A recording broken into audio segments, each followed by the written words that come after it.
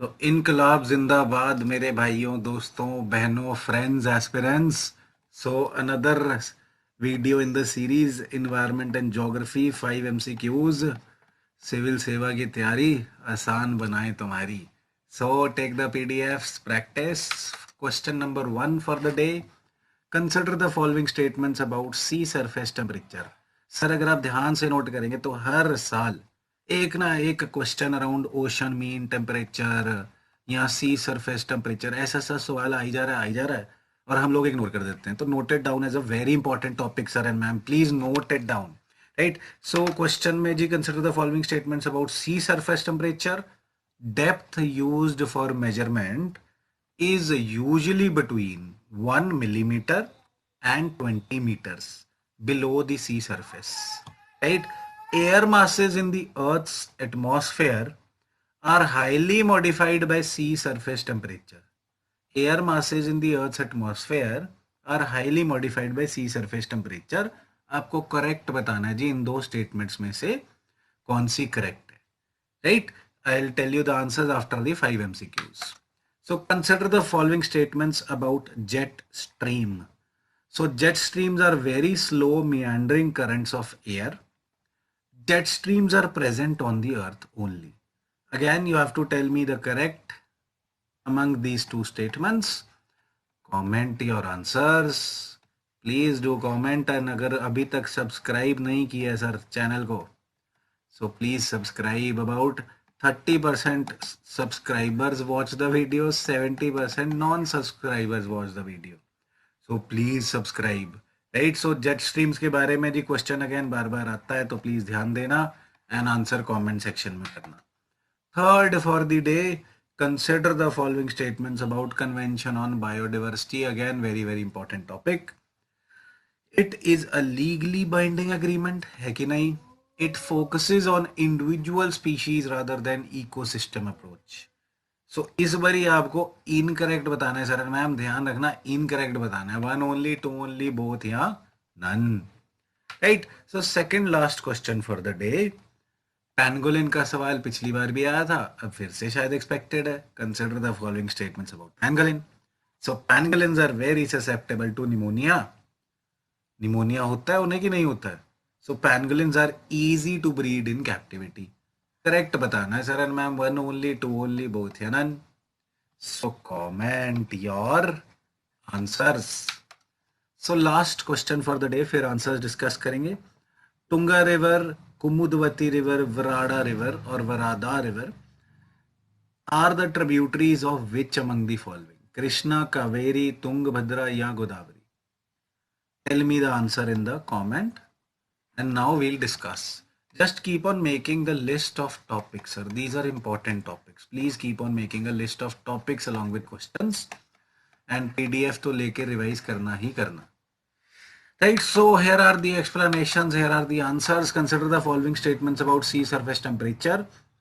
Depth used for measurement is usually between 1 millimeter and 20 meters. So जब हम sea surface temperature को measure करते हैं sir, so there are many techniques to measure the sea surface temperature. Sea surface temperature ये sea है जी, इसके ऊपर के layers का temperature जो sun से बहुत ज़्यादा affected है obviously. Right? So there are many techniques to measure it, but usually, generally, majority of the techniques use 1 millimeter height to 20 meters height, depending upon the technique used. But majorly 1 millimeter से लेके 20 meters मतलब 70 feet तक height को use किया जाता है. Please remember this. आ चुका है सवाल.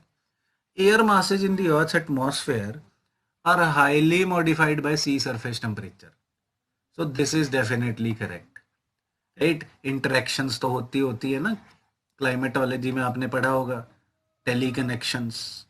Right? So what is it? Let me know in the comment section. Geography के लिए teleconnection क्या है? So answer here is both. Look at the explanation. Sea surface temperature or ocean surface temperature is the water temperature close to the ocean's surface. Exact meaning varies according to measurement method, but ज़्यादातर usually it is between 1 millimeter and 20 meters. Right? and air masses in the earth's atmosphere are highly modified by sea surface temperature. Definitely. आप लोग बताना, rain कहाँ पे ज्यादा होगी? Rain कौन सी coast पे ज्यादा होगी? जिस कोस्ट पे कोल्ड करंट है या जिस कोस्ट पे वार्म करंट है? कौन सी कोस्ट पे रेन ज्यादा होगी? Please tell me in the comment section. If you don't know it, I will tell you, don't worry, just tell me your doubt. Right, consider the following statements about jet stream. दूसरा सवाल ये था, jet streams are very slow meandering. No जी. Again very जैसा word दिख रहा है तो थोड़ा चौकन्ने हो जाना. वेरी स्लो नहीं जी, these are fast moving currents. And jet streams are present on the earth only. नहीं भी पता तो ओनली को करेक्ट करते हुए ध्यान रखना. ओनली नहीं, they are available on other planets as well. So both these statements are incorrect, hence the answer becomes none, because we have to tell correct. So none is the answer over here. Look over here for the explanation. So jet streams are fast flowing, narrow and meandering. Fast flow करती हैं, meander भी करती हैं. Meander क्यों करती हैं ये आप लोग बताना. Air currents in the atmosphere of some planets including Earth, right? On the Earth, the main jet streams are located near altitude of tropopause, काफी ऊपर, and are westerly winds flowing west to east generally. Right? Jet streams may start, stop, split into two or more parts, combine into one stream, or flow in various directions.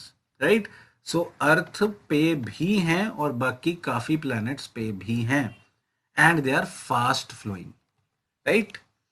So third question था जी about CBD. Legally binding, legal commitments हैं जी इसमें, legal commitments हैं. So first statement is correct. It focuses on individual species rather than ecosystem. Absolutely incorrect. CBD is considered a landmark agreement because it focuses on ecosystem approach rather than focusing on an individual species. It focuses on ecosystem approach, right? So ये statement totally गलत है जी, बिल्कुल opposite लिखा हुआ है.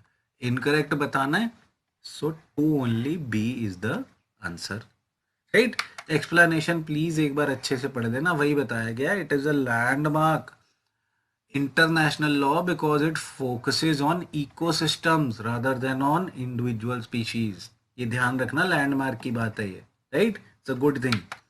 सो about pangolin, Saran ma'am, pangolin are very susceptible to pneumonia. Yes, हमें भी transfer शायद इन्होंने कोविड किया, but they are themselves immuno deficient, बहुत कम इम्यूनिटी है इनकी, right? So this statement is correct. Pangolins are easy to breed. No, because they live in varied habitats में रहते हैं और बहुत ही स्पेसिफिक डाइट खाते हैं. सो पैंगोलिन्स को स्पेसिफिक डाइट्स खाते हैं. पैंगोलिन्स को ब्रीड करना बहुत मुश्किल है. It's very difficult to breed them. Hence correct statement is one only. Look at the explanation. Many attempts have been made to breed pangolins in captivity, but due to their reliance on wide-ranging habitats, बहुत ही wide range के habitats में रहते हैं, इस वजह से इनको breed करना बहुत मुश्किल है. सो अटेम्प्ट्स बहुत अनसक्सेसफुल रहे हैं कैप्टिविटी में, कैद करके ब्रीड करना. आज़ाद पंछी है ना, आज़ाद पंछी है, इनको पकड़ के रख के ब्रीड करना या रखना, जिंदा रखना मुश्किल पड़ जाता है. And pangolins also have significantly decreased immune responses. Genetic dysfunction के करके इनकी इम्यूनिटी वीक है, एंड ये एक्सट्रीमली फ्रेजाइल है, and they are very susceptible to diseases such as pneumonia. ध्यान रखना इस चीज का, right? And obviously pangolin mammal है, तो लगभग जो बीमारियां ह्यूमंस को होती हैं वो पैंगोलिन को भी हो सकती हैं, majority of them, right? So last question था जी, Tunga river, Kumudvati river, Varada river. So इन फेमस इनसिग्निफिकेंट रिवर्स पे सवाल आने काफी टाइम से ये ट्रेंड चल रहा है. So answer here is Tungabhadra. Tungabhadra is another important river. बार बार यहाँ राइट या रॉन्ग ऑप्शन में आता है. So you have to tell me which world heritage site